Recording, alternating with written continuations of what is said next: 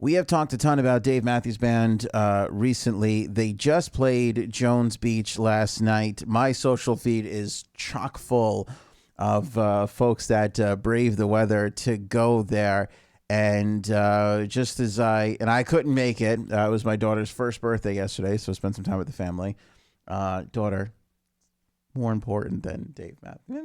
Not a lot more, but more.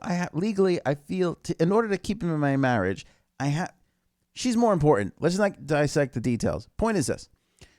Looks like everybody had a great time with Dave Matthews Band last night. At this point, from everything that we had talked about with Boyd and everything else, it really feels like, and I saw this a ton too, people are saying, this is a new band. This band is reinvigorated. They are stronger than they have ever been. And those sentiments are echoed in these comments from Dave Matthews in what we know is the first time publicly he is really genuinely addressing the Boyd Tinsley situation. We know in that interview that popped up just a couple days before Come Tomorrow comes out, and as the sexual allegations against Boyd, which he's denied, were sort of bubbling to the top, Dave had mentioned it and that he loved Boyd and that he wished him well and all this stuff. It was a very polite distance way to discuss it. In this instance, though, and you're gonna actually hear Dave talk about this. He really sort of dives into it, and as we've learned, the issues with Boyd seem to have gone back years and years and years ago. I can remember one of the behind-the-scenes pieces that I was watching. Might have been around the time where Grugrux King came out. Leroy. Dave recounting the story of Leroy telling Dave, you got to lead this band, man. Like, you've got to lead this band. And that was a long time ago now at this point. And you can tell, like, the troubles were going on there. And we all know it's pretty well documented, the troubles that were going on around the time that Every Day came out and the Lily White sessions were scrapped. And this idea that Dave was going to go off and do his own solo record, which he eventually did wind up doing, but writing with Glenn Ballard, which eventually became Every Day, we know that there were some issues even going back to that, and that's what 2001. So it's been quite some time, and I know we've all gone through this where when you're going through something in your personal life, and you think it's kind of one thing. And then when you get out of it and you look back at it and you're like, oh my God, like, look at all, like, it's amazing how all these things reveal themselves to you and relationships and all that stuff. So I know it's super complicated, but Dave sat down with iHeartRadio's podcast called Inside the Studio with host Joe Levy. And this is what he had to say. The conversation about Boyd was sparked really about the new direction that the band is taking, bringing in a piano organist in place of Boyd Tinsley. So here's Dave talking about that aspect of it. I think from the beginning we've been open to improvisation, to letting things go, but everything changes. I've been struggling a bit with the band, with the sound of the band, or where we've been going, and I think that's what led to Boyd stepping away.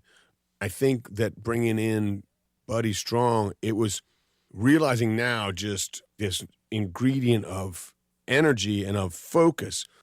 So you heard Dave talking about energy and focus and struggling with the sound of the band. I don't know, and you'll hear Dave elaborate on this more. I don't know how specifically detailed we get or what some of the more hardcore issues are. But again, like I said, this is the first time he's really sort of elaborated on some of the troubles, which, as I've prefaced, seems to go back far longer than the recent troubles that have come into Boyd's life. Here's Dave elaborating on the fact that there has been issues for quite a while. Yeah, there's been apprehension for a long time. For me, I feel, and I think I know the guys agree, that Boyd certainly was a big part of the early part of the band, and it's remained because he's been there from the beginning, this powerful personality. But it's been a while that I think all of us have felt that his focus, I mean, he was there on stage, but, in rehearsals or in the studio, his focus was really, it felt like to us, not in the room. And so he was his own whirling dervish or his own storm, but that really worked beautifully sometimes. Other times it was very disoriented or seemed disconnected, and it was a frustration. And there was a lot of confrontation, but I'm a fiercely loyal person.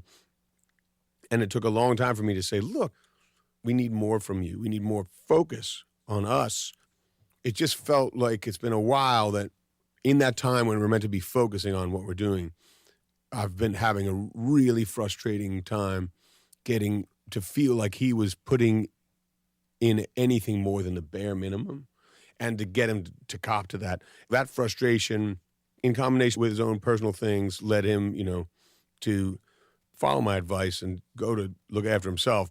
The result of that for me was that we suddenly have this, we're not having to pull anyone along. Suddenly everybody's like at the front line, pushing to get ahead. We don't know what we're going into. We got Buddy Strong, just outrageous. I think he's dragging us all along, but we're all dragged. Everyone's pulling forward.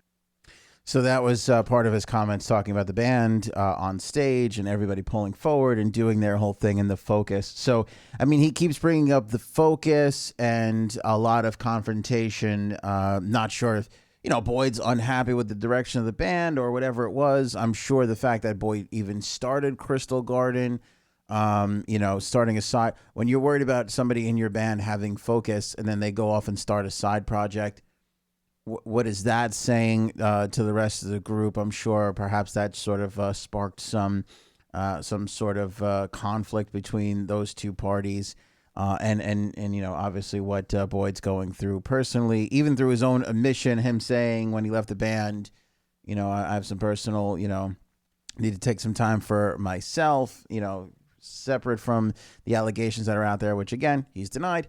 Clearly there's something that Boyd's going through that was reflective in the group and the focus. And like you said, when you're on a team, when you're in a family, when you're in a group and one person's not pulling all in the same direction, it could really drag you down. And having been through that myself personally, it's so much better just to get that stuff all out there and focus and then move in the right direction, air your beefs and move forward. But if you can never get to that point, it continues to be a strain on everybody else. So these issues, these confrontations, again, this is, I think, a big step for the band as they continue on this new path with Buddy and Rashawn and, Jeff and all the new members.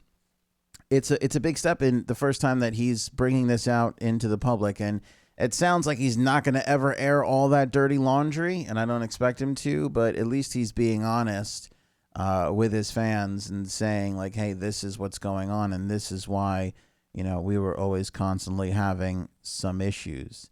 And you hear him saying him being fiercely loyal. I think Dave is one of the most loyal guys, in the business, fiercely.